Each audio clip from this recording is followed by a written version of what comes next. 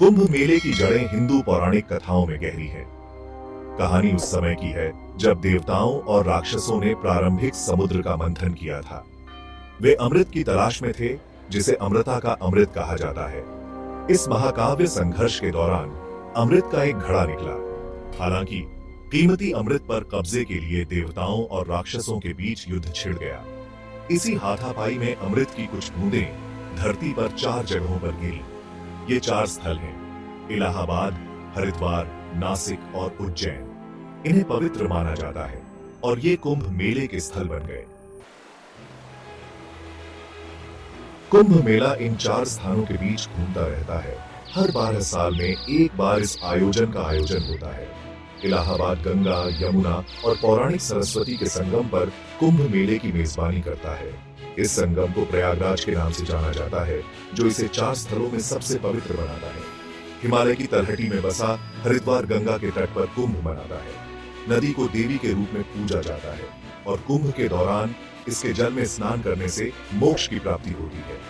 महाराष्ट्र में नासिक गोदावरी नदी के तट पर कुंभ का आयोजन करता है। यह स्थल भगवान शिव के भक्तों के लिए विशेष महत्व रखता है। अंत में मध्य प्रदेश में उज्जैन शिप्रा नदी के किनारे कुंभ मेला देखता है।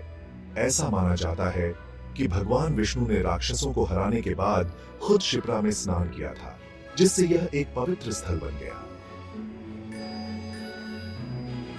कुंभ मेला आस्था और भक्ति का उत्सव है। लाखों श्रद्धालु अनुष्ठानों और समारोहों में भाग लेने आते हैं।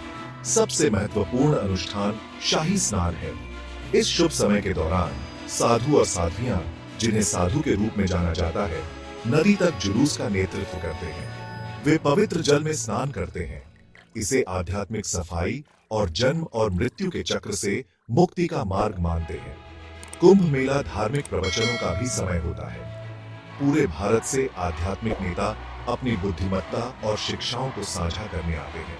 भक्त ध्यान से सुनते हैं, अपनी आध्यात्मिक यात्रा पर मार्गदर्शन चाहते हैं।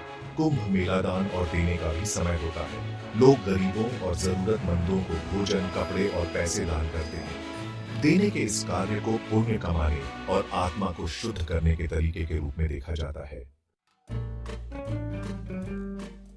भाग 5, ग्रहों का नृत्य। कुंभ मेले का समय मनमाना नहीं है। यह सूर्य, चंद्रमा और बृहस्पति की स्थिति के आधार पर एक जटिल ज्योतिषीय गणना द्वारा निर्धारित किया जाता है।